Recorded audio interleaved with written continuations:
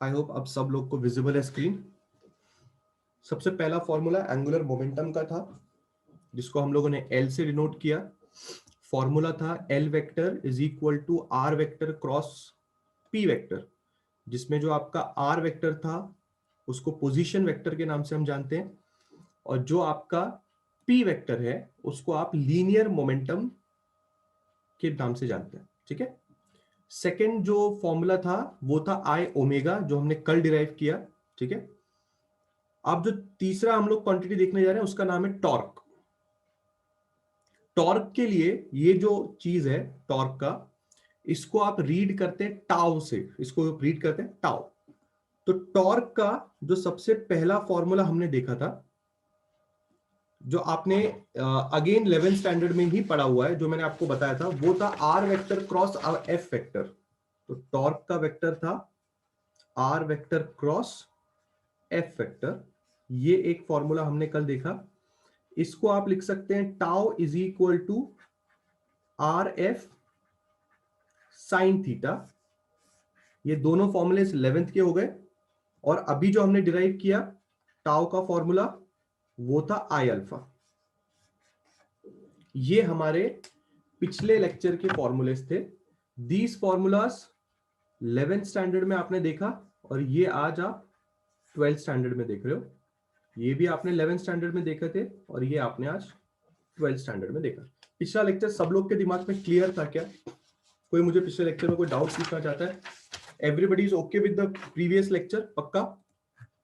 कोई टेंशन वाली बात नहीं। पिछले वाले लेक्चर में आपने देखा, घर जाके आप शीट्स देख रहे हैं कि नहीं देख रहे हैं? घर जाने के बाद आप शीट्स देख रहे हैं? Everybody seeing the sheets?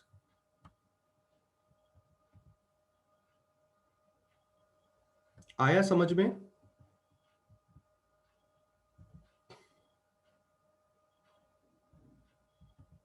ठीक है, ठीक है, बढ़िया है।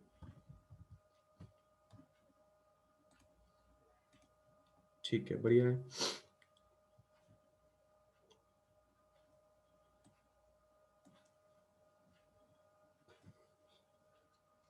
चलिए स्टार्ट करते हैं। इसका मतलब अब हम और थोड़ी बातें करने के लिए तैयार हैं। और थोड़ी बातें करने के लिए तैयार मतलब हम अभी बात करने की कोशिश करेंगे इसके बारे में,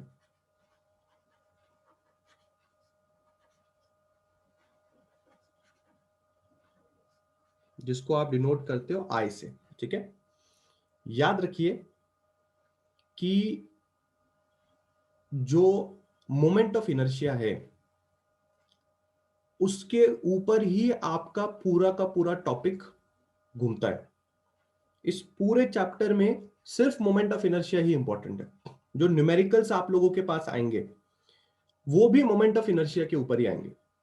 तो इस चीज को अब हमें आज के लेक्चर में थोड़ा बेहतरीन तरीके से समझना है। ठीक है।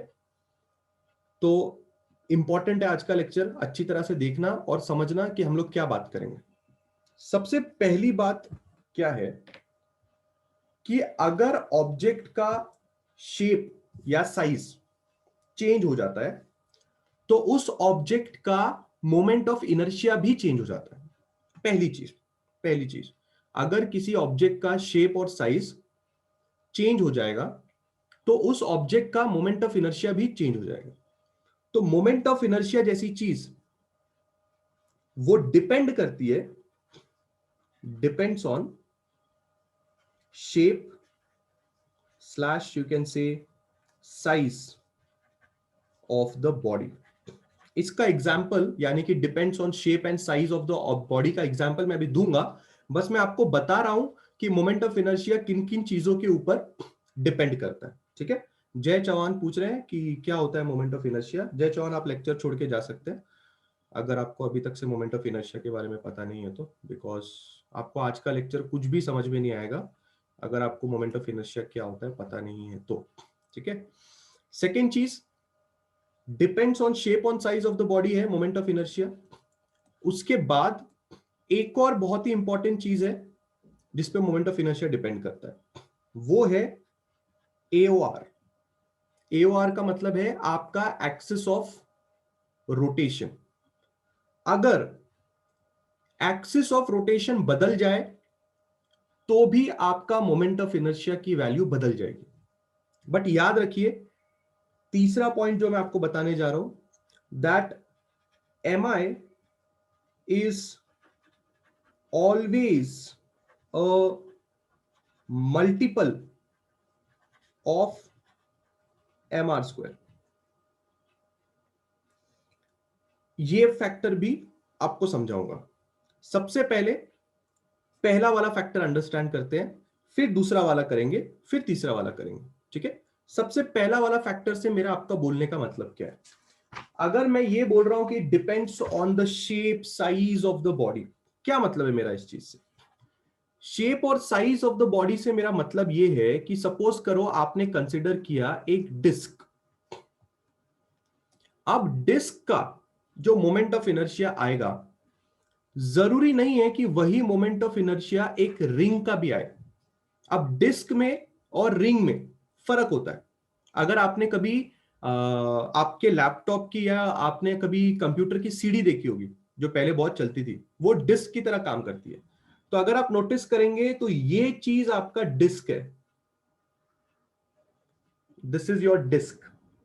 बीच में से एग्जैक्टली खाली होता है और आजू बाजू के सरफेस में ये बीच की चीज एकदम खाली है क्लास, और ये आजू बाजू का जो सरफेस है ये आपका डिस्क का सरफेस होता है। अगर आपको याद आएगा, सीडी अपने अपन पहले कंप्यूटर में सीडी यूज करते थे, अभी तो इतनी पॉपुलर नहीं है, अभी तो पेन ड्राइव्स का जमाना हो गया, पर ये CD I hope most of the लोगों ने देखी होगी। ये जो सीडी है क्लास, उसको अपन क्या बोलेंगे? उसको अपन बोलेंगे डिस्क। आ रही है आपको बात समझ में? रिंग कैसा होगा? रिंग कुछ इस तरह से होगा।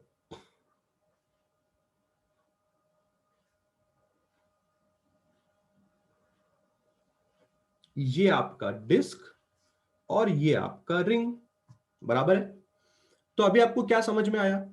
आपको यह समझ में आया कि अगर ऑब्जेक्ट का साइज या शेप बदल जाए तो भी उसके अबाउट जो मोमेंट ऑफ इनर्शिया निकाला जाएगा वो बदल जाएगा। मतलब डिस्क का मोमेंट ऑफ इनर्शिया हो, रिंग का मोमेंट ऑफ इनर्शिया हो, आप बहुत सारी चीजों का मोमेंट ऑफ इनर्शिया निकाल सकते हैं। अगर आप हमारे टेक्स्ट बुक देखेंगे तो टेक्स्ट बुक के लास्ट पेज में पूरे एक ब्लू येलो कलर की लिस्ट बनाई हुई है, जिसमें बहुत सारे ऑब्जेक्ट्स का मोमेंट ऑफ इनर्शिया दिया हुआ है। मैं थोड़ा आपको एक लुक दिखाता हूं, ये देखिए। अगर आपको ये डायग्राम्स दिखाई दे रहे हैं तो सबसे पहले आप थिन रिंग के बारे में बात कर रहे हो, ठीक है ना? थिन रिंग और हॉलो सिलेंडर के बारे में बात कर रहे हो। फिर आप सिर्फ थिन रिंग के बारे में बात कर रहे हो। आप फिर एक रिंग वापस है, यूनिफॉर्म डिस्क है, यूनिफॉर्म डिस्क है, हॉलो स्फीयर, सॉलिड स्फीयर। देखो कितने सारे लोग हैं जिनके मोमेंट ऑफ इनर्शिया के बारे में हमें बात करनी है। और यहाँ पे क्या लिखा हुआ है? यहाँ पे लिखा हुआ है ऑब्जेक्ट। इसका मतलब हर ऑब्जेक्ट का मोमेंट ऑफ इनर्शिया अलग अलग हो सकता है। किसी दो लोगों का सेम भी हो सकता है, ऐसा नहीं कि सबका अलग अलग रहेगा। किसी दो लोगों का सेम भी हो सकता है।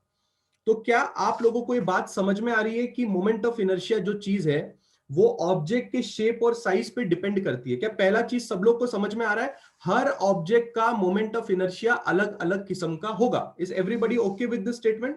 क्लियर है सब लोग के दिमाग में स्टेटमेंट? पक्का? आगे बढ़ू? सबको समझ में आ रहा है मैं क्या समझाने की कोशिश कर रहा हूं? आज का लेक्चर बहुत इंपॉर्टेंट रहेगा और मैं बिल्कुल आराम से जाने वाला हूं, ठीक है ना? बिल्कुल आराम से जाने वाला हूं, ठीक है?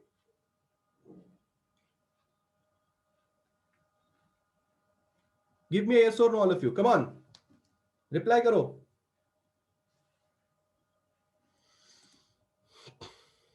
आज मैंने पूछा नहीं, आउट ऑफ द बेड्स ही हो ना?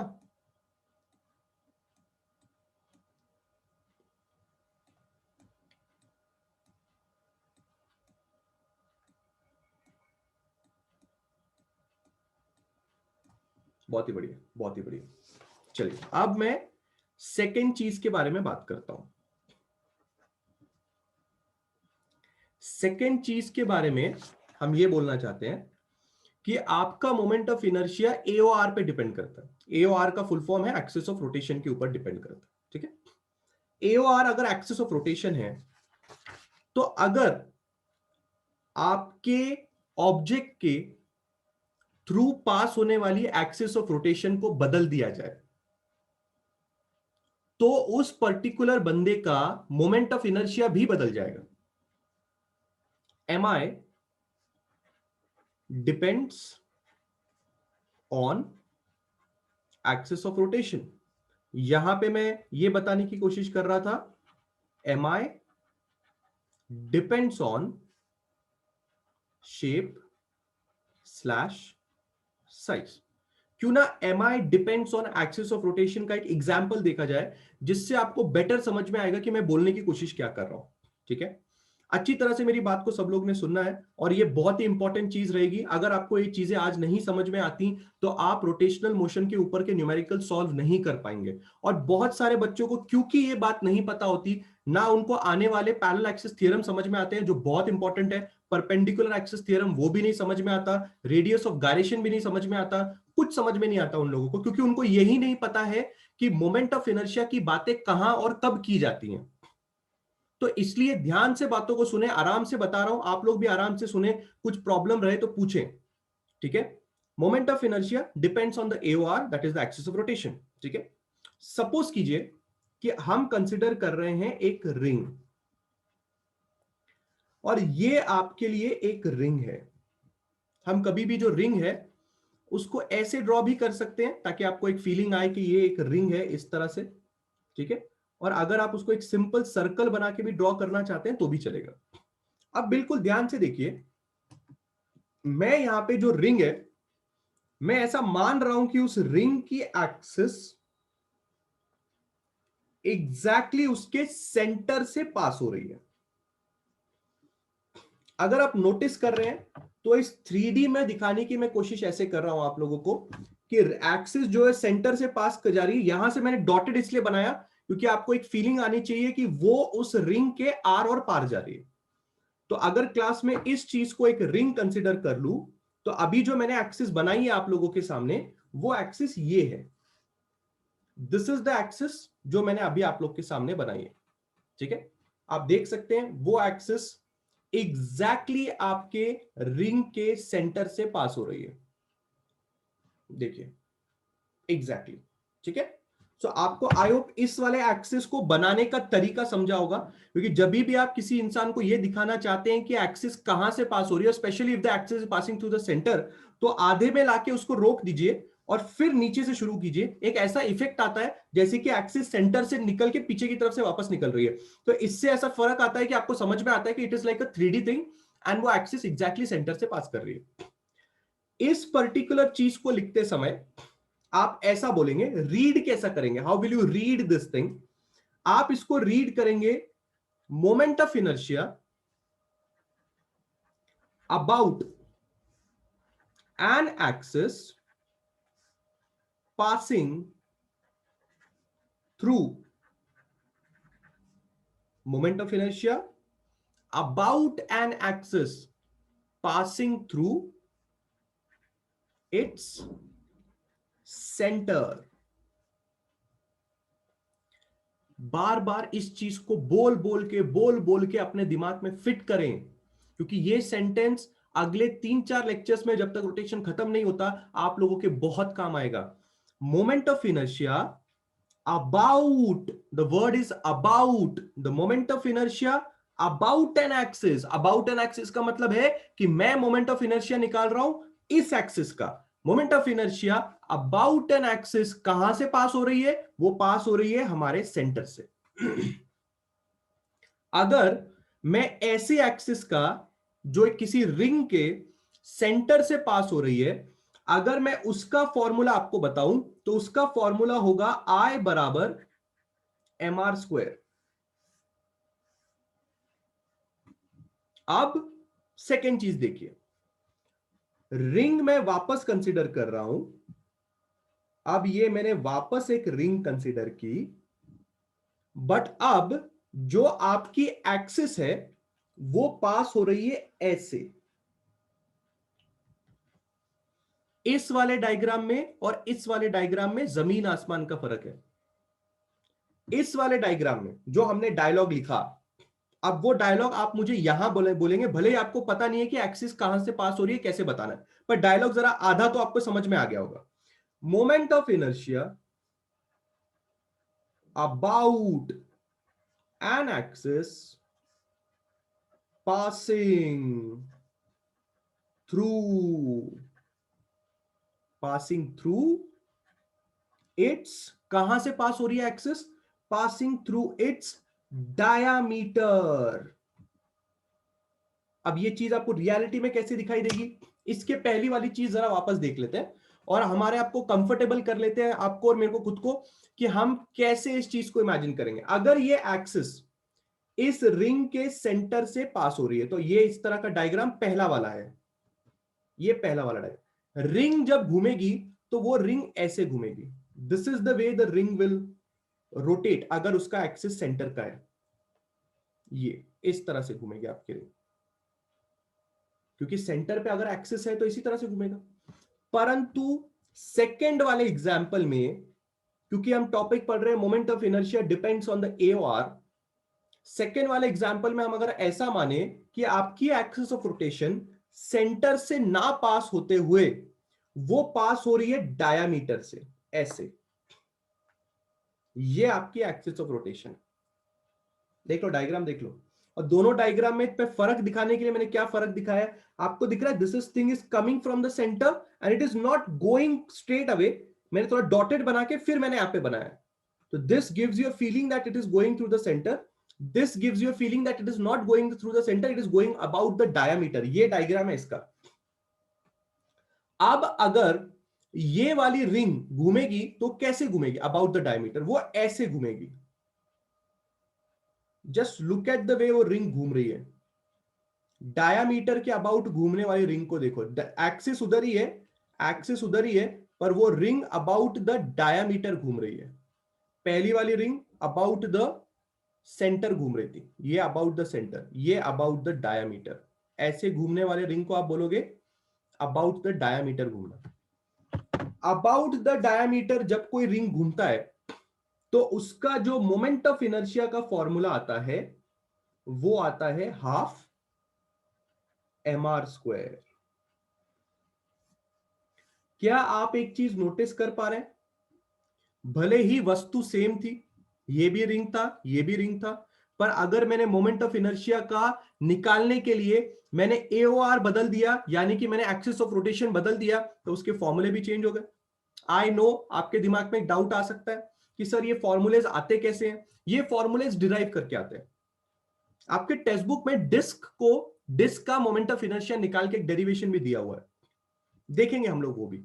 बट फिलहाल जरा मेंटली अपने आप को बनाइए कि आप खुद को क्या बताने की कोशिश कर रहे हैं कि मोमेंट ऑफ इनर्शिया जैसी चीज डिस्क के लिए अलग होगी, रिंग के लिए अलग होगी, हॉलोस्फीयर के लिए अलग होगी, स्फीयर के लिए अलग होगी, रॉड के लिए अलग होगी। अगर किसी बंदे का शेप या साइज बदल जाता है तो उसका मोमेंट ऑफ इनर्शिया बदल जाएगा। दूसरी चीज जो आपने समझनी है वो ये है कि ऐसा नहीं है कि अगर वस्तु सेम है तो उस वस्तु का moment of inertia her time पे सेम रहेगा, गलत बात। अगर वस्तु सेम है पर मोमेंट ऑफ इनर्शिया एक ऐसे एक्सिस के ऊपर निकाली जा रही है जो बदल रही है, ठीक है, ऐसे एक्सिस के ऊपर निकाली जा रही है जो बदल रही है। तो आप देख सकते हैं यहां पे मोमेंट ऑफ इनर्शिया जो आप देख रहे हो वो सेंटर के एक्सिस में है। यहां पे जो m आपने नोटिस किया वो आपका मास ऑफ द बॉडी है, और जो r आप यहां पे देख रहे हैं वो आपके रेडियस की तरह काम होगा। ये आपका रेडियस और यहां पे भी ये आपका रेडियस। डायमीटर से पास होने वाली अलग, सेंटर से पास होने वाली अलग। Now what you have to understand class is that, अगर आप नोटिस करेंगे तो ये जो पूरे के पूरे टेबल्स हैं ये आपको इसी बारे में आपको जानकारी देने की कोशिश कर रहे हैं। जरा एक और एग्जांपल ताजा ताजा देख लेते हैं ताकि हमें बेटर अंडरस्टैंड हो। आप यहां पे देख रहे हैं मैं बात कर रहा हूं यूनिफॉर्म डिस्क की, और आप सेकंड में भी देख सकते हैं हम बात कर रहे हैं यूनिफॉर्म डिस्क की, ठीक है। In both the cases if you are talking about uniform disc, आप देख सकते हैं यहां पे भी यूनिफॉर्म डिस्क की बातें हो रही हैं, यहां पे भी यूनिफॉर्म डिस्क की बातें हो रही हैं। पर जरा सोच के देखिए, पहले वाले किस्से में जो AOR है, this is the AOR, consider किया गया है कि वो सेंट्रल है। सेंट्रल का मतलब वो कहां से पास हो रहा है? सेंटर से पास हो रहा है। सेकेंड वाले किस्से में भी डिस्क ही कंसिडर किया है, बट उसका AOR पास हो रहा है डायमीटर से। मतलब जैसे मैंने आपको रिंग का एग्जांपल दिया, सिमिलरली हो सकता है थिन रिंग, हॉलो सिलेंडर क्या होता है, थिन रिंग क्या होता है, एनुलर रिंग या थिक वॉल्ड हॉलो सिलेंडर क्या होता है, आ रही बात समझ में। फिर यूनिफॉर्म डिस्क, सॉलिड स्फीयर। आप देखिए सॉलिड स्फीयर का फॉर्मूला क्या होगा, सॉलिड स्फीयर मतलब आप समझ रहे हैं आपकी क्रिकेट की बॉल बस अंदर से खोखली नहीं होनी चाहिए, ठीक है ना, बात सबको अच्छी तरह से समझ में आनी चाहिए, ठीक है। व्हाट एल्स, व्हाट एल्स, मैं कंसीडर कर रहा हूं कैपिटल एम, कैपिटल एम जो भी मैं लिख रहा हूं, जो भी मैं डिनोशंस कर रहा हूं, आंखें खोल के पूरे ध्यान से देखिए क्या क्या डिनोशंस किसको किए जा रहे हैं। डेरिवेशन जो है थोड़ा टफ है, थोड़ा आपको इसमें अपनी नॉलेज का इस्तेमाल करना पड़ेगा। जेई लेवल का डेरिवेशन चले जाता है ये, क्योंकि उसमें भी ऐसे तरह के क्वेश्चंस आ जाते हैं, तो आप अच्छी तरह से देखें, बहुत फायदा होगा। इसलिए pay attention, don't just be here कि कर रहे हैं सर, सर को करने दो, आपका ध्यान यहां पे पूरी तरह से होना चाहिए। चलिए, M, capital M, capital M है आपका मास ऑफ आपका डिस्क, आपके डिस्क का मास को हमने कैपिटल एम ले लिया, ठीक है। अब एक और चीज हम बात करने जा रहे हैं, हम बात करने जा रहे हैं सरफेस डेंसिटी के बारे में, जिस चीज को डिनोट किया जाता है सिग्मा से। यहां पे सिग्मा से डिनोट किया है, आप किसी और चीज से भी डिनोट कर सकते हो, बट अगर टेक्स्ट बुक ने सिग्मा डिनोट किया तो हम वही फॉलो करेंगे। सिग्मा को बोला गया है सरफेस डेंसिटी। सवाल उठता है सरफेस डेंसिटी होता क्या है। सरफेस डेंसिटी का मतलब होता है, इसको डिफाइन किया जाता है सरफेस डेंसिटी को, मास पर यूनिट एरिया। तो सरफेस डेंसिटी का फॉर्मूला हो जाता है मास अपॉन एरिया। हमें ये चीज भी याद रखनी है। याद रखिए, हमने बात की डेंसिटी के बारे में नहीं। अगर आप डेंसिटी के बारे में बात करते, सिर्फ और सिर्फ डेंसिटी के बारे में बात करते, तो सिर्फ और सिर्फ डेंसिटी का मतलब होता mass upon volume. You are not talking about density, you are talking about surface density. Density और सरफेस डेंसिटी में फर्क होता है। डेंसिटी मास अपॉन वॉल्यूम होती है, surface density mass upon area होती है। छोटी छोटी बातें हैं, आराम आराम से आपके दिमाग में रखिए और चीजें हमको समझ में आ जाएंगी। सबसे पहली चीज, जो डिस्क आपके सामने आपको दिखाई दे रहा है, उस डिस्क का पूरा रेडियस आर है।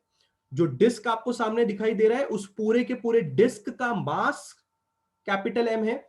और हमने एक नई क्वांटिटी के बारे में चर्चा की, और वो नई क्वांटिटी है सरफेस डेंसिटी, जो होता है मास पर यूनिट एरिया, जिसका फॉर्मूला आप देख रहे हैं मास अपॉन एरिया।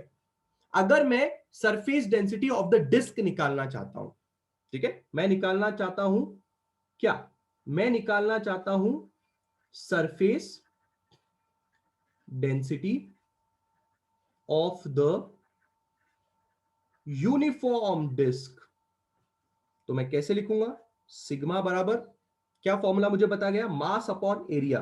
तो मास मेरे पास डिस्क का है क्या, हाँ, capital M upon area. Disc का एरिया मैं कैसे लिखूंगा, मेरे पास रेडियस है, तो डिस्क का एरिया मैं पुटअप करूंगा पाई आर स्क्वायर। मेरा काम हो गया, मुझे surface density of the disk मिल गया। आपके दिमाग में एक सवाल आ सकता है कि सर सरफेस डेंसिटी के बारे में चर्चा क्यों की जा रही है, बताएंगे, उसके बारे में भी हम बातचीत करेंगे। बस फिलहाल सिर्फ आप लोगों को एक एक लोगों के साथ इंट्रोड्यूस किया जा रहा है। इंट्रोड्यूस खाली करके दीजिए खुद को, आगे डेरिवेशन जैसे जैसे आगे बढ़ेगा आपको हर चीज समझ में आ जाएगी, ठीक है, बहुत ही बढ़िया। अब क्या करना है, अब असली कमाल देखना है सब लोगों ने।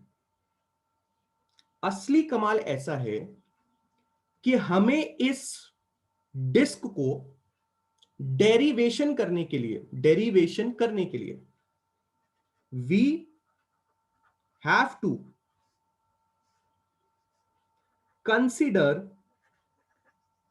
That the disc is made up of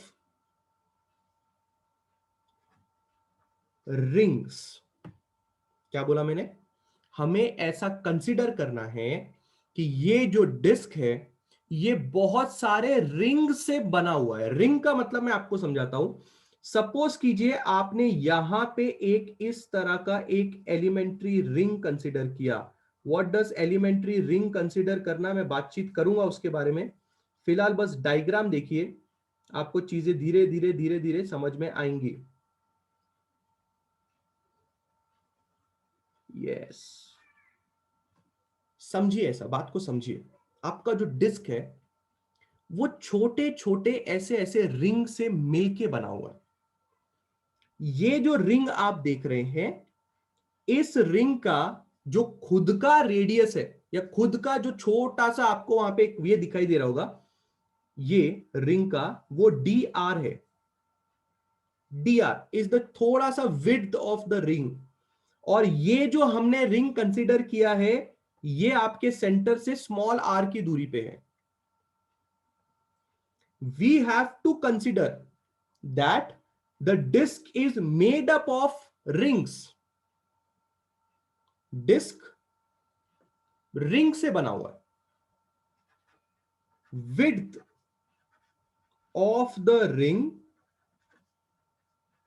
dr है। Average radius of ring r है। इस बारे में हम बातचीत कर रहे हैं। एरिया ऑफ रिंग अगर आपको निकालना है, रिंग का एरिया अगर आपको निकालना है, तो आपको करना पड़ेगा 2πr, यानी कि उसका circumference multiplied by the width, तो आपको उस रिंग का एरिया मिल जाएगा। D mass of the ring dm है, क्योंकि अगर रिंग इतनी छोटी है तो उसका मास भी बहुत ही छोटा होगा। इन सब चीजों के बारे में हमें पता होना चाहिए। सबसे पहले हमने क्या बात की, राइट हैंड साइड किस बारे में चर्चा कर रहा है? राइट हैंड साइड चर्चा कर रहा है पूरे अक्खे डिस्क के बारे में। पूरा अक्खा डिस्क। अक्खा डिस्क का मतलब क्या हुआ? पूरा डिस्क कैसा है? पूरा डिस्क का रेडियस कैपिटल आर है, उसका मास कैपिटल एम है, उसकी सरफेस डेंसिटी ऐसी है।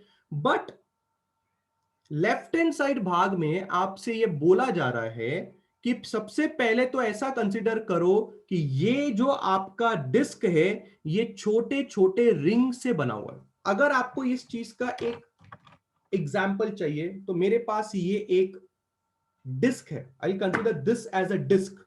ठीक है, अगर ये चीज एक डिस्क है तो मैं आपको इसमें जरा इस तरह से, अगर मैं इसको आपको खोल के दिखाऊं, मुझे पता नहीं आप लोग कोई चीजें यहां पे दिखाई देंगी कि नहीं देंगी, बट ये जो इसका ये चीज बनी हुई है यहां पे, ये चीज एक्चुअल में बहुत ही छोटे छोटे रिंग से बनी हुई है। अगर आप यहां पे देखेंगे, अगर मैं यहां पे थोड़ा इसको खांचा मार रहा हूं तो आपको बहुत सारी पतली पतली लाइंस आपको यहां पे दिखाई दे रही होंगी। दिखाई दे रही है क्या? Can you get a feeling? Actually, this whole thing is actually made up of a small lines. देखो देखो, दिख रहा है सबको? small lines दिखाई दे रही है यहाँ पे सब लोगों को? Can you see a small lines? Give me a yes or no, all of you. Come on, come on, come on. बेटा अच्छे अच्छों की ना वाट लग जाती है रोटेशनल मोशन के न्यूमेरिकल सॉल्व करने में। और रोटेशनल मोशन के न्यूमेरिकल सॉल्व ना होने का सबसे पहला रीजन है कंसेप्ट ही पता नहीं होता किसी को। कंसेप्ट ही पता नहीं होता किसी को, इसलिए आराम से डिटेल में जा रहे हैं। न्यूमेरिकल के टाइम पे नो प्रॉब्लम, एंट्रेंस में तो नो प्रॉब्लम। इसलिए अच्छी तरह से बात को समझना है सब लोगों ने, आराम आराम से बात को समझना है। दिख नहीं रहा है पर दिख रहा है, पर आपको समझ में आ रहा होगा कि मैं क्या बोलने की कोशिश कर रहा हूं। ये जो चीज है, ये चीजें दिख नहीं रहा है, ऐसा कैसे हो जाएगा? हम दिखाएंगे अभी, क्योंकि हमारे पास फोकस चेंज करने का ऑप्शन है। हाँ, अगर अभी भी किसी को नहीं दिखा बेटा बहुत मारूंगा। दिख रहा है? फटाफट सब लोग का आना चाहिए मेरे को। दिख रहा है कि तोड़ू? अभी इसको तोड़ के दिखाओ क्या? अभी जल्दी बोलो। दिख रहा है कि this is made up of very small rings? क्या आपको पता चल रहा है? ये एक रिंग है यहाँ पे, और सारी छोटी छोटी रिंग को मिला के आपका ये पूरा का पूरा डिस्क बन रहा है। क्या आपको ये फीलिंग आ रही है? कि हर एक छोटे से रिंग का मास dm होगा, उसका सेंटर से कुछ डिस्टेंस होगा, उसके खुद का कुछ विड्थ होगा। बहुत ही बढ़िया क्लास, बहुत ही बढ़िया।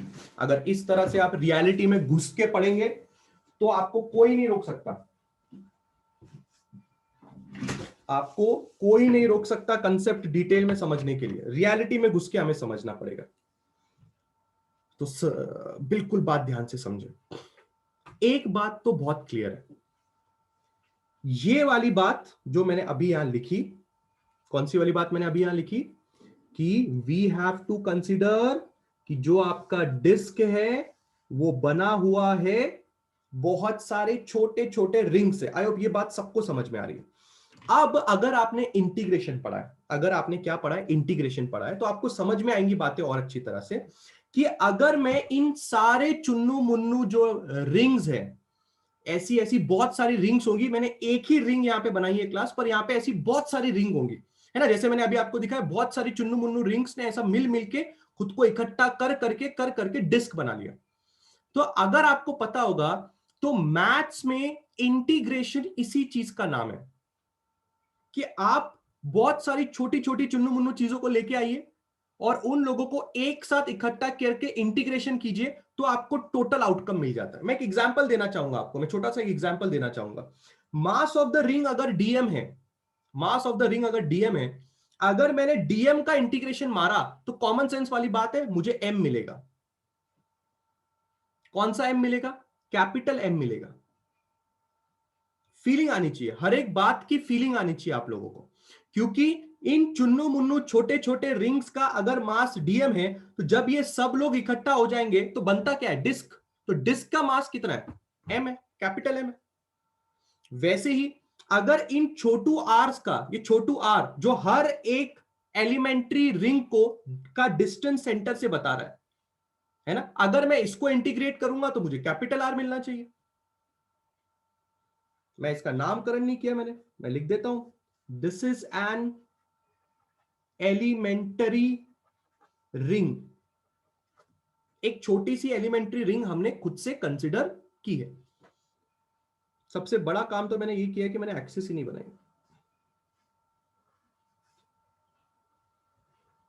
ठीक है, बढ़िया, एक्सिस भी सेंटर से पास हो रही है। सो क्लास, ऐसा भी तो हो सकता है कि मुझे कोई सरफेस डेंसिटी ऑफ मेरी ये चुन्नू मुन्नू रिंग निकालने के लिए बोला, तो कैसे निकालूंगा उसके बारे में बात कर लेते हैं। अगर किसी ने मुझे बोला surface density of the elementary ring होगा, तो कैसे होगा फिर? एलिमेंट्री रिंग होगा। एलिमेंट्री का मतलब क्या होता है, मैं आपको समझाता हूं। एलिमेंट्री का मतलब होता है, जैसे कि मैं आपको बताता हूं, अगर आपने कभी केमिस्ट्री पढ़ी है तो केमिस्ट्री में क्या बोलते हैं? Matter is made up of elementary charges which are known as proton, electron, neutron, right? Like matter is made up of atom is made up of proton, electron. Elementary मतलब आपके उस वस्तु का बेसिक एलिमेंट, जिससे वो वस्तु बना हुआ है, उसको एलिमेंट्री बोलते हैं। तो अगर मैं आपको बोलूं कि एटम किससे बना हुआ है, तो आप बोलेंगे एटम का elementary particle electron, proton, neutron है। अगर आप बोलोगे मैटर किससे बना है, तो मैटर का एलिमेंट्री पार्टिकल एटम है। मतलब आप ये बताने की कोशिश कर रहे हैं कि वो चीज एक्चुअल में बनी किस चीज से, तब आप एलिमेंट्री वर्ड का इस्तेमाल करते हैं। लाइक बूंदी का laddoo is made up of many many boondis, so it is the elementary particle of boondi का लड्डू। तो ये एलिमेंट्री वर्ड लगा के मैं आपको ये बताने की कोशिश कर रहा हूं, ये बताने की कोशिश कर रहा हूं कि we have to consider that the disc is made up of rings. I hope everybody is clear. मैं आपसे ये सवाल पूछ रहा था, आई होप आपको ये एरिया ऑफ रिंग समझा हो। ये रिंग में हम पाई आर स्क्वायर का इस्तेमाल नहीं कर सकते, बिकॉज ये रिंग का सिर्फ सर्कमफ्रेंस कंसीडर किया जाएगा, क्योंकि बहुत छोटी सी रिंग है। तो इसलिए मैंने 2 पाई आर सर्कमफ्रेंस कंसीडर किया है, मल्टीप्लाई कर दिया उसके विड्थ के साथ, तो उसका जितना भी एरिया है वो हमें मिल जाएगा। तो अब हम बात करेंगे, अगर मुझे surface density of the elementary ring निकालना है तो मैं क्या करूंगा? मैं लिखूंगा सिग्मा बराबर मास कितना है भाई साहब का? भाई साहब का मास है डीएम, और भाई साहब का एरिया कितना है? भाई साहब का एरिया है 2 pi R dot D are. तो आई होप आपको ये फॉर्मूला समझा होगा, क्योंकि हमने पहले ही खुद को समझा दिया था कि सरफेस डेंसिटी किसी भी बंदे का निकालना है, उस बंदे का मास डिवाइडेड बाय उस बंदे का एरिया। यहां पे भी ऐसे ही किया था, पर ये सरफेस डेंसिटी डिस्क का था, ये सरफेस डेंसिटी रिंग का था। अगर आप लोगों को ये तीसरे पेज में मैंने जितना भी लिखा है, अगर आपको सब कुछ समझ में आ गया है, ठीक है, तो ही आपको डेरिवेशन समझ में आएगा। इसके लिए पहले अच्छे से हाँ ना बोल दो, फिर ही आगे बढ़ूंगा, वरना नहीं बढ़ूंगा। कम ऑन एवरीबॉडी, सब लोगों का आंसर आना चाहिए। एरिया ऑफ द रिंग समझिए, क्योंकि एरिया रिंग बहुत पतली सी है, इसलिए सरकमफ्रेंस इनटू उसका विड्थ कर दिया हम लोगों ने। बोलो बोलो बोलो बोलो जल्दी, सब लोग का रिप्लाई आना चाहिए। क्या सब लोग ओके हैं? Everybody is okay, everybody is okay, पक्का डन है, समझ में आ गया, अंडरस्टूड है, अंडरस्टूड है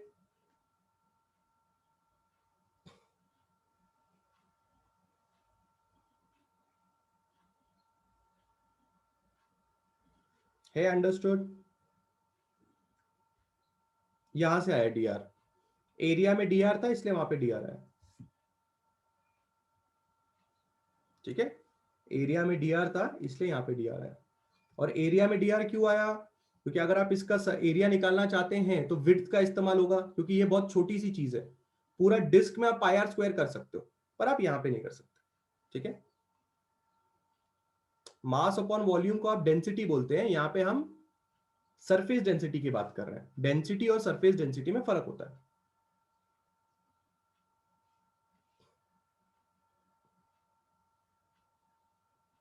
Sakina, I hope it's clear. We are not talking about density, we are talking about surface density, इसलिए हम लोग ने मास अपॉन वॉल्यूम लिखा है, ठीक है। चलिए आगे बढ़ते हैं। अब शुरू होती है असली कहानी। थोड़ी और बातचीत कर लेते हैं। मेरे को इतना पता है कि तुम्हें इंटीग्रेशन तो आता है, उतना तो मैं एक्सपेक्ट कर सकता हूं that you people know integration. Yes you know people, पक्का इंटीग्रेशन आता है सब लोग को। बेसिक इंटीग्रेशन आता है ना। बेसिक हाई फाई लेवल की बात नहीं कर रहा, बेसिक इंटीग्रेशन सबको आना चाहिए। अरे आपको बात समझ में? बेसिक इंटीग्रेशन सबको आना चाहिए। मैं बोलने की क्या कोशिश कर रहा हूं, आप बहुत अच्छी तरह से जानते हैं कि जब हम इंटीग्रेशन लिखते हैं तो हमारे पास एक अपर लिमिट होती है,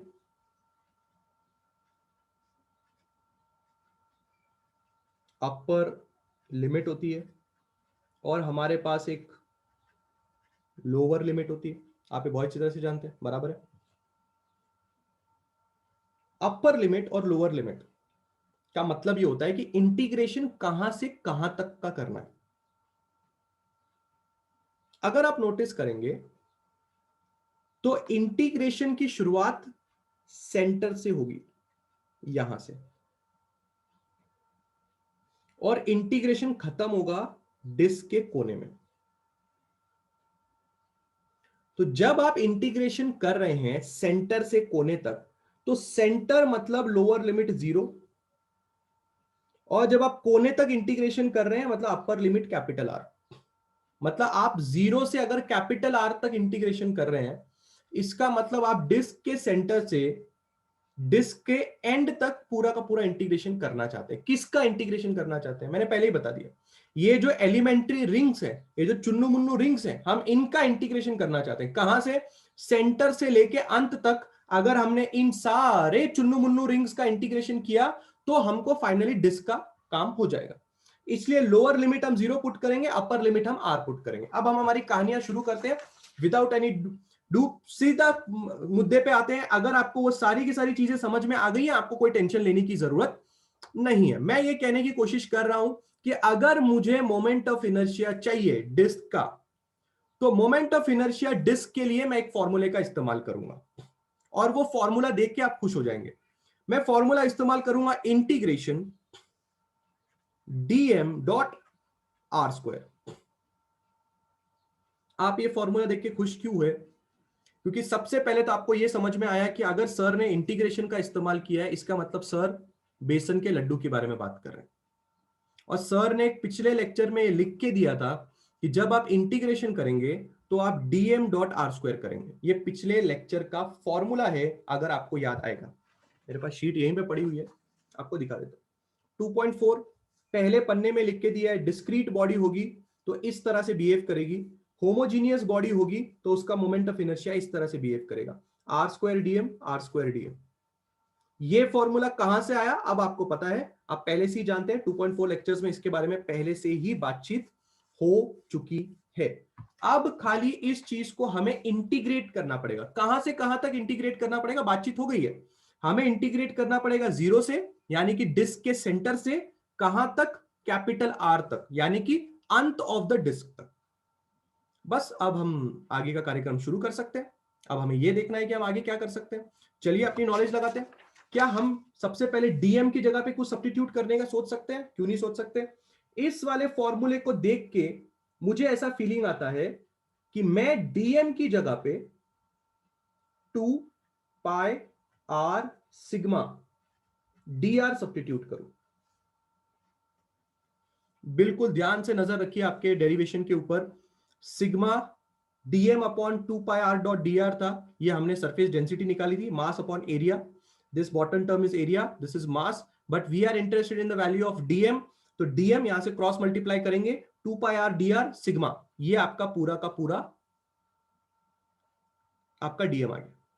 अब क्या करना है, अब क्या करना है, डीएम यहां पुटअप करना है आपने। चलो पुटअप करो फटाफट। इंटीग्रेशन जा रहा है 0 से कैपिटल आर जा रहा है, इंटीग्रेशन बराबर है डीएम की वैल्यू अभी अभी हमने निकाली। क्या है डीएम की वैल्यू? डीएम की value 2 pi R sigma dot D R, और यहां पे डॉट आर स्क्वायर। इंटीग्रेशन का नियम है, जो भी कांस्टेंट पार्टी है उनको पहले बाहर निकालो। तो आप नोटिस करेंगे कि 2 पाई सिग्मा कांस्टेंट है। सिग्मा क्या है? सिग्मा सरफेस डेंसिटी है। सरफेस की डेंसिटी हर जगह पे कांस्टेंट रहती है। जैसे कि डेंसिटी, नॉर्मल वाली डेंसिटी भी हर जगह पे कॉमन रहती है। अगर आप पानी की डेंसिटी के बारे में बात करेंगे, आपने एक मटके में पानी भरा है, तो मटके में जहां पानी भरा है वह पानी के हर, मटके के हर कोने में पानी की डेंसिटी सेम होगी। तो सरफेस डेंसिटी हो या नॉर्मल डेंसिटी हो, हर जगह पे सेम होती है। सेम होने का मतलब कांस्टेंट होती है। इसलिए आपने 2 पाई के साथ सरफेस डेंसिटी को भी बाहर निकाल लिया। आई होप इस बारे में किसी को कोई प्रॉब्लम होनी नहीं चाहिए। अंदर क्या बच रहा है? अंदर एक आर यहां बच रहा है, अंदर एक आर स्क्वायर यहां बच रहा है। इसका मतलब हमें बात समझ में आ रही है कि जब इंटीग्रेशन होगा 0 टू कैपिटल आर का, तो ये आर और ये आर मिला के आर क्यूब हो जाएगा, और आपके पास डी आर तो वैसे का वैसे ही बचा हुआ। और हमें पहले से इस बात की बहुत खुशी है कि जब भी किसी चीज का इंटीग्रेशन किया जाए तो उसके साथ उसका डेरिवेटिव फैक्टर मौजूद होना चाहिए। तो आर क्यूब के साथ उसका डेरिवेटिव फैक्टर मौजूद है, तो we are very very happy. Let's निपटाओ दिस इंटीग्रेशन। आई बराबर 2 पाई सिग्मा आपका पहले से बाहर चल रहा है। आर क्यूब का इंटीग्रेशन अगर आप करेंगे तो आर क्यूब का इंटीग्रेशन आपको मिलेगा आर का पावर 4 अपॉन 4, और upper limit to lower limit इस तरह से हम सब्स्टिट्यूट करते हैं। आई होप इंटीग्रेशन का फॉर्मूला आपको पता है। Integration of X DX is integration of X, X का पावर एन डीएक्स का इंटीग्रेशन का फॉर्मूला होता है X N plus one upon N plus one. I hope ये फॉर्मूला सब लोगों को पता है, ठीक है। अब क्या, अब तुम्हें पता है अपर लिमिट माइनस लोअर लिमिट वाला कमाल करते हैं हम लोग यहां पे। तो अपर लिमिट माइनस लोअर लिमिट करोगे तो क्या है, लोअर लिमिट तो वैसे भी 0 है, तो खाली अपर लिमिट ही पुटअप कर लो। लोअर लिमिट तो वैसे भी 0 है, तो क्या आएगा इसका फाइनल आंसर? इसका फाइनल आंसर आएगा capital R to the power 4 upon 4। Upper limit minus lower limit करेंगे तो 0 की वैल्यू जब पुट करेंगे तो वो टर्म कंसीडर ही नहीं करना, हम लोगों ने हटा दिया उस टर्म को, ठीक है। अब मेरी बात बिल्कुल ध्यान से समझिए। अगर आप नोटिस कर रहे हैं तो यहां लिखते वक्त भी मैंने सिग्मा लिखा, यहां लिखते वक्त भी मैंने सिग्मा ही लिखा। सरफेस डेंसिटी ऑफ डिस्क लिखते वक्त भी सिग्मा लिखा, सरफेस डेंसिटी ऑफ रिंग लिखते वक्त भी सिग्मा लिखा, क्योंकि मैंने आपको पहले ही बताया कि सिग्मा जो होता है वो हर जगह पे सेम होता है। इट इज सरफेस डेंसिटी, एक कांस्टेंट टर्म होता है वो।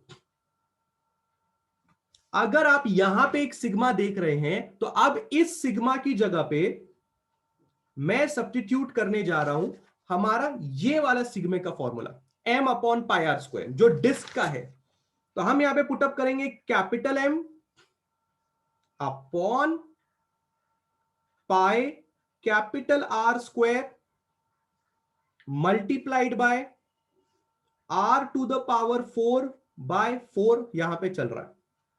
अगर आप नोटिस करेंगे यहां से पाई और पाई में कैंसिल आउट हो जा रहा है, R square R to the power 4 के साथ कैंसिल आउट हो जा रहा है, जो फाइनल चीज बच रही है वो 2 1 जा 2 2 जा कैंसिल हो जा रहा है, फाइनल चीज जो बच रही है वो बच रही है हाफ नीचे का m और यहां से बच रहा है R square.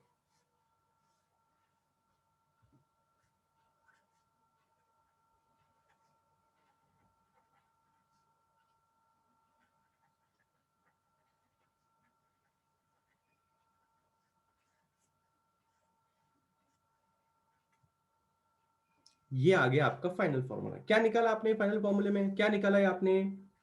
M I about the centre of a disc, ये निकाला आपने। Moment of inertia of a uniform disc about an axis passing through its centre. पहला पेज समझा होगा, तो दूसरे पेज में एक्चुअली कुछ नहीं किया, सिर्फ एक एक्स्ट्रा नॉलेज बताई कि सिग्मा कांस्टेंट होता है। आप इधर भी सिग्मा लिख रहे हैं, आप इधर भी सिग्मा लिख रहे हैं। Surface density it actually depends on the material of the object. अगर मटेरियल ऑफ द ऑब्जेक्ट के बारे में बात करेंगे तो एलिमेंट्री रिंग भी उसी मटेरियल से बनी होगी जिस मटेरियल से पूरा डिस्क बना होगा। एक्चुअली डिस्क भी एलिमेंट्री रिंग के मटेरियल से ही बना हुआ है, क्योंकि एलिमेंट्री रिंग को जोड़ जोड़ के तो डिस्क बना है। तो सरफेस डेंसिटी डिस्क की निकालो या एलिमेंट्री रिंग की निकालो, एक ही बात है, दोनों फैक्टर सेम आएंगे। इसका मतलब जो हमने यहाँ पे सिग्मा पुटअप किया है, ये सिग्मा की जगह पे हमने डिस्क का पुटअप किया, कोई बुरी बात नहीं, कर सकते हो। कैंसिलेशन आप समझ ही रहे हैं, पाई में पाई कैंसिल हो रहा है, आर स्क्वायर में पावर 4 जा रहा है, वहां पे 2 बच रहा है, यहाँ पे 2 1 जा या 2 2 जा, हाफ बचा, m बचा और आर स्क्वायर बचा। Moment of inertia over the centre of the disc का फॉर्मूला आप लोग के लिए हाजिर है, हाँ या ना, फॉर द 4th पेज। समझा? किसी भी चीज का मोमेंट ऑफ इनर्शिया निकालने के लिए कितनी नॉलेज की जरूरत है? क्या आप नोटिस कर रहे हैं? ये फॉर्मूला सिर्फ तभी अप्लाई किया जा सकता है, ये फॉर्मूला तभी अप्लाई किया जा सकता है अजमिन, वो इंटीग्रेशन का फॉर्मूला है। आर क्यूब होता है, आर टू द पावर 4 जाएगा बाय 4 होगा, n plus 1 upon n plus 1, 3 plus 1 upon 3 plus 1, integration का फॉर्मूला है। ठीक है? Yes, all of you give me yes और no for this thing. Is it clear with everybody that how come this formula comes? Half M R square आप तभी इस्तेमाल कर सकते हैं जब आप मोमेंट ऑफ इनर्शिया निकालेंगे किसी भी डिस्क का, मोमेंट ऑफ इनर्शिया निकालेंगे किसी भी डिस्क का। कब के लिए निकालेंगे आप मोमेंट ऑफ इनर्शिया किसी भी डिस्क का? जब उसकी एक्सिस सेंटर से पास हो रही है, तभी आप ये फॉर्मूले का इस्तेमाल कर सकते हैं। Is this clear with everybody? फटाफट।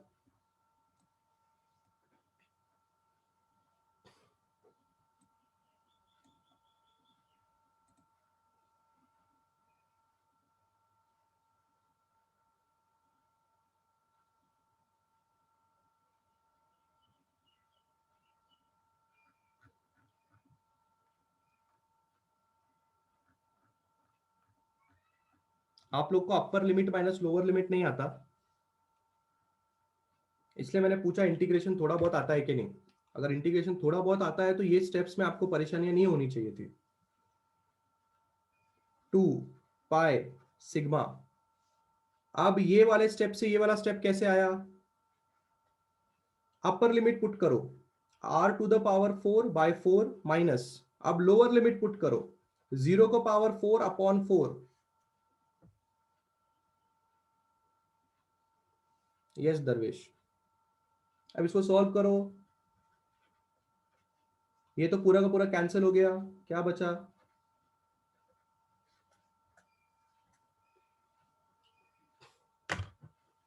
अपर लिमिट माइनस लोअर लिमिट, ऐसा करते अपन लोग, याद आया किसी को?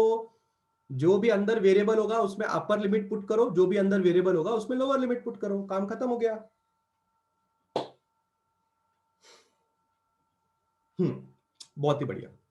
बहुत ही बढ़िया। अब लगे हाथ क्यों ना वो टेबल के बारे में चर्चा की जाए, क्योंकि अब हम लोग बढ़िया बढ़िया हो गए, बढ़िया बढ़िया हो गए, मतलब अब हमें समझ में आने लग गया है कि क्या क्या चीजें हैं। तो जरा उस टेबल को जरा डिटेल में देखते हैं। अब वो टेबल को थोड़ा डिटेल में देखने का काम हम शुरू कर सकते हैं। याद रखिए, उस टेबल में जितने भी पार्टी लोग हैं, उन सारे पार्टी लोगों का डेरिवेशन आपको याद रखने की, मतलब सिलेबस में तो नहीं है आपके, तो उसका टेंशन लेने की आपको जरूरत नहीं होनी चाहिए। ठीक है, चलो जरा इसको और जूम किया जाए 100% तक। बहुत ही बढ़िया। आई होप आपको फुल स्क्रीन पे सिर्फ और सिर्फ टेक्स्ट बुक का पेज अब दिख रहा होगा। ठीक है, शुरुआत कर रहे हैं। याद रखिए, जितने जल्दी आप ये पूरा का पूरा टेबल रट्टा मार के बैठेंगे, उतने जल्दी आपको रोटेशन मोशन में सुख प्राप्त होने लगेगा। वरना आधे से ज्यादा लोग तो सर इसलिए पटकते हैं क्योंकि उनको सबसे पहली बात तो ये नहीं पता होती कि मोमेंट ऑफ इनर्शिया होता क्या है। दूसरी बात, उनको ये नहीं पता होता कि मोमेंट ऑफ इनर्शिया बदल जाता है अगर एक्सिस बदल जाती है। तो अगर ये बातें आपके दिमाग में जितनी जल्दी छप जाए उतना बेटर हो जाए। सबसे पहली चीज हम देखने जा रहे हैं, अच्छी तरह से सिर्फ समझना है। सिर्फ हम एक टेबल देखने वाले हैं और एक दूसरे को समझाने वाले हैं कि भैया ये फॉर्मूले में कहां से क्या क्या चीजें हैं। आप बात कर रहे हो थिन रिंग या हॉलो सिलेंडर के बारे में। ध्यान से बात को समझिए। जहां जहां पे दो लोगों के फॉर्मूले सेम है, वो एक ही साथ लिख दिए गए हैं। थिन रिंग का और हॉलो सिलेंडर का जो शेप है वो अलग अलग है, पर हमें यहां से एक बहुत ही बढ़िया नॉलेज मिलती है। अगर आप नोटिस करोगे, हॉलो सिलेंडर बेसिकली होता क्या है? क्या है हॉलो सिलेंडर? अगर आप नोटिस करोगे तो आपको समझ में आएगा। अगर ये रिंग है और अगर ये हॉलो सिलेंडर है, तो जरा ध्यान से सोच के देखिए।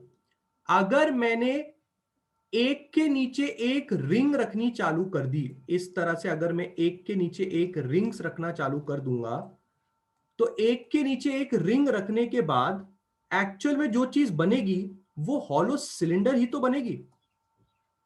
सोच के देखिए, हॉलो सिलेंडर, अंदर से वो चीज खोखली होगी। वो एक ऐसा सिलेंडर होगा जो अंदर से खोखला होगा। इसका मतलब जैसे अभी आपने देखा डिस्क बहुत सारे रिंग से बनी हुई है ना, वैसे ही हॉलो सिलेंडर को भी माना जा सकता है कि वो बहुत सारे थिन रिंग से बना हुआ है। इसलिए इन लोगों के फॉर्मूले एग्जैक्टली सेम आते हैं। इससे आपको क्या नॉलेज मिला? रिंग ऐसा है, ये रिंग है और ये हॉलो सिलेंडर है। इससे हमें ये नॉलेज मिला कि हाइट का कुछ भी फर्क नहीं पड़ रहा। देखिए, रिंग के पास हाइट नहीं है class, there is no height with the ring, but तेरे हॉलो सिलेंडर के पास तो हाइट है ना। पर हॉलो सिलेंडर की हाइट का मोमेंट ऑफ इनर्शिया के फॉर्मूले पे कोई फर्क नहीं पड़ रहा। इसलिए थिन रिंग और हॉलो सिलेंडर दोनों के लिए अगर एक्सिस सेंटर से पास हो रही है, तो दोनों के लिए आपका जो फॉर्मूला आएगा वो आएगा I is equal to M R square. आप डायग्राम देख सकते हैं, ये रिंग है और ये थोड़ा सा उसने एक हॉलो सिलेंडर बनाने की कोशिश की है। यहाँ पे रिंग और हॉलो सिलेंडर का रेडियस सेम है, एक्चुअली सेम है, ऑब्वियसली बात है, उसी रिंग से हॉलो सिलेंडर बन रहा है। रिंग से कुछ भी बनेगा सेम फॉर्मूला आएगा क्या? नहीं विजय, रिंग से कुछ भी बनेगा सेम फॉर्मूला नहीं आएगा। हम बात कर रहे हैं उसके बारे में। आपको ये चीज नोटिस करनी पड़ेगी कि रेडियस चेंज नहीं होना चाहिए, एक्सिस चेंज नहीं होना चाहिए। अगर आप यहाँ पे नोटिस करेंगे तो रिंग और हॉलो सिलेंडर के एक्सिस भी सेम है, सेम फॉर्मूला तभी आना चाहिए। फॉर्मूला सेम आने के लिए बहुत सारी चीजें होंगी ना, है ना। अब अगर दूसरा एग्जाम्पल देखेंगे, रिंग लिखा हुआ है बट एक्सिस कहां से पास हो रही है? एक्सिस डायमीटर से पास हो रही है, तो आपका फॉर्मूला आ रहा है half M R square. Diagram में आप देख सकते हैं, मैंने अभी थोड़ी देर पहले आपको ये एग्जाम्पल दिया। हाँ, फिर हो सकता है विजय। अभी आप देख सकते हैं यहां पे एक्सिस से सेंटर से पास हो रही है, बराबर है, यहां पे डायमीटर से पास हो रही है। यदि सेंटर्स में से जा रही है तो भी नहीं आएगा क्या सेम? हाँ, तो आ रहा है ना सेम, सेंटर से जा रही है तो सेम आ रहा है ना। थिन रिंग है, हॉलो सिलेंडर है, सेंटर से दोनों की एक्सिस पास हो रही है, तो दोनों का formula I is equal to M R square है कि नहीं है? बराबर है कि नहीं है? पर अभी आप अगला चीज कंसिडर करो, अभी आप अगला चीज कंसिडर करो। ठीक है, सिर्फ थिन रिंग होगी और अगर डायामीटर से अगर आप उसको पास करेंगे तो हाफ एम आर स्क्वायर आपका फॉर्मूला आप इस्तेमाल करेंगे। ठीक है, अगली चीज क्या है, एनुलर रिंग और थिक वॉल्ड हॉलो सिलेंडर। अब जो नॉर्मल रिंग्स होती हैं और उसमें और इस एनुलर रिंग में फर्क होता है। आप डायग्रामेटिकली दोनों का फर्क देख सकते हैं। अगर आप देखेंगे तो ये रिंग अलग है, ये थोड़ी थिक रिंग वो बनाता है। ठीक है, थोड़ी थिक रिंग है ये, और ये आपकी नॉर्मल एक सरकमफ्रेंस वाली रिंग है। तो एनुलर रिंग मतलब थिक होती है थोड़ी। उसके फॉर्मूले में फर्क क्या, मैं आपको समझाता हूं। एनुलर रिंग में दो तरह के रेडियस होते हैं, आप देख सकते हैं। अंदर की तरफ एक गोला है और बाहर की तरफ एक गोला आपको दिखाई दे रहा है, बराबर है। तो अंदर की तरफ जो गोला है उसका रेडियस R1 आपको दिखाई दे रहा है, और बाहर की तरफ जो गोला है उसका रेडियस आपको R2 दिखाई दे रहा है। तो दो रेडियस से मिलके बनने वाली जो चीज है ना, वो आपका एनुलर रिंग हो जाएगा। तो उसका फॉर्मूला क्या आएगा, I is equal to half. कियान रॉय करते हैं हर एक चीज, पहले आराम आराम से चीजों को समझो, आराम आराम से पहले चीजों को समझो। अभी आपके जो डाउट्स आएंगे, आई नो आपका डाउट ये होगा कि अगर मैं एक हॉलो सिलेंडर कंसीडर कर लूं, है ना, और उस हॉलो सिलेंडर के मैं डायामीटर से पास कर दूं, क्या हॉलो सिलेंडर के डायामीटर से पास किया जा सकता है एक्सिस? अगर पास किया जा सकता है तो ऐसे किया जा सकता है। इसके पहले आपने सेंटर से पास किया था, बराबर है। तो हॉलो सिलेंडर का और अगर थिन रिंग का सेंटर से पास होने वाला फॉर्मूला अगर सेम है, तो क्या थिन रिंग और हॉलो सिलेंडर का डायामीटर से पास होने वाला फॉर्मूला भी सेम होगा? इसके बारे में चर्चा करेंगे हम लोग। अभी सिर्फ और सिर्फ हमारा मोटिव ये है कि इस टेबल में क्या क्या चीजें लिखी गई हैं, खाली पहले उतनी समझ जाओ। अभी भी बहुत सारी चीज बाकी है, अभी भी parallel axis theorem, perpendicular axis theorem बाकी है। आपको धीरे धीरे धीरे धीरे नॉलेज मिलेगी। फिलहाल आपका पूरा का पूरा ध्यान होना चाहिए इस टेबल में क्या लिखा गया है उसको समझने के लिए। मैं आपसे ये कह रहा था कि अंदर की तरफ एक रेडियस है, बाहर की तरफ एक रेडियस है, तो आप दोनों का फॉर्मूला देख सकते हैं, R2 square plus R1 square. याद रखिए, नाम देखिए, एक्सिस देखिए, फॉर्मूला देखिए, नाम देखिए, एक्सिस देखिए, फॉर्मूला देखिए। टेंशन मत लीजिए, अभी बहुत सारी चीजें सीखनी बाकी हैं। यूनिफॉर्म डिस्क और सॉलिड सिलेंडर, सेंट्रल एक्सिस से पास हो रहा है, हाफ mr स्क्वायर हो रहा है, अभी अभी डिराइव किया। अंदर से खोखला नहीं होगा, ठीक है। सिर्फ यूनिफॉर्म डिस्क होगा तो सिर्फ यूनिफॉर्म डिस्क होगा। और एक्सिस कहां से पास हो रही है? सिर्फ यूनिफॉर्म डिस्क है, एक्सिस डायमीटर से पास हो रही है। ये देखो, देखो फॉर्मूला बदल गया। थिन वॉल्ड हॉलोस्फीयर, हॉलोस्फीयर है, अंदर से शेड नहीं किया, सेंट्रल एक्सिस से पास होगी तो 2/3 mr स्क्वायर का फॉर्मूला यूज करेंगे। और अगर सॉलिड स्फीयर है और सेंट्रल एक्सिस से पास हो रहा है तो 2/5 mr स्क्वायर का फॉर्मूला यूज करेंगे। आगे क्या है? Uniform symmetrical spherical shape. Symmetrical मतलब अगेन अंदर की तरफ एक रेडियस होगा और बाहर की तरफ एक रेडियस होगा। अंदर की तरफ का रेडियस छोटा R1, बाहर की तरफ का रेडियस छोटा R2। ये वाला फॉर्मूला आप यूज कर रहे हो। याद रखिए, एक्सिस कहां से पास हो रही है? सेंटर से पास हो रही है। अब अगले तीन डिफरेंट है क्योंकि इसमें रेडियस के बारे में बात नहीं कर रहे। आप एक थिन रॉड ले रहे हैं या रेक्टेंगुलर प्लेट ले रहे हैं। ये रॉड आप देख सकते हैं, इस रॉड की पूरी लंबाई L की होगी, पर एक्सिस सेंटर से पास हो रहा है। एक्सिस कहां से पास हो रहा है? सेंटर से पास हो रहा है। तो आपका फॉर्मूला है ml²/12। याद रखिए, perpendicular to the length and passing through the centre, यानी कि जो एक्सिस है वो लेंथ के साथ परपेंडिकुलर है, मतलब लेंथ के साथ 90 डिग्री का एंगल बना रही है। थिन यूनिफॉर्म रॉड और रेक्टेंगुलर प्लेट, आप देख सकते हैं दोनों जगह पे एक्सिस सेम है, दोनों जगह पे ऑब्जेक्ट सेम है, objects are same, right? If the object is same, but what is the फर्क? व्हाट इज द फर्क? फर्क इज यहां पे जो ऑब्जेक्ट की एक्सिस है वो सेंटर से पास हो रही है, पर यहां पे जो ऑब्जेक्ट की एक्सिस है वो वन एंड से पास हो रही है। आप देख सकते हैं ये वन एंड है, दिख रहा है, एक कोने से पास हो रही है। तो जो इस रॉड का लेंथ होगा वही इस रॉड का रेडियस भी माना जाएगा, बिकॉज जब ये घूमेगा तो यही तो इसका रेडियस बनेगा। ये देखो इस तरह से, तो जो रॉड की लंबाई होगी वही रॉड के रेडियस की तरह काम करेगी। इसलिए फॉर्मूला क्या बना? 1/3 mr स्क्वायर। आप 1/3 ml² भी लिख सकते हो, बिकॉज जो रॉड का लेंथ है वही उसका रेडियस है। फाइनल फॉर्मूला आपका है यूनिफॉर्म प्लेट और रेक्टेंगुलर पैरेललोपिपेड। रेक्टेंगुलर पैरेललोपिपेड आई होप आपको पता होगा, ये है रेक्टेंगुलर पैरेललोपिपेड या फिर यूनिफॉर्म प्लेट। सेंट्रल एक्सिस से बात कर रहे हैं, ये फॉर्मूला है। और I is equal to 1/12 m length होगी पैरेललोपिपेड के पास और ब्रेथ होगी, तो लेंथ का स्क्वायर प्लस ब्रेथ का स्क्वायर, ये आपका फॉर्मूला। ये टेबल के सारे फॉर्मूलाज आपको याद करके रखने हैं। Uniform solid right circular cone, cone है कोन, सेंट्रल एक्सिस से पास होगा 3/10 mr²। Uniform hollow cone, hollow, ये सॉलिड था, ये हॉलो है, सॉलिड था इसलिए अंदर ऐसे लाइन लाइन में लगाए उसने। अभी इसके भी सेंट्रल से पास हो रहा है हाफ mr²। आप देखो हाफ mr², अभी डिस्क का भी फॉर्मूला था, हाफ mr² जो था वो डिस्क का भी फॉर्मूला था, सेम इसका भी फॉर्मूला आ रहा है।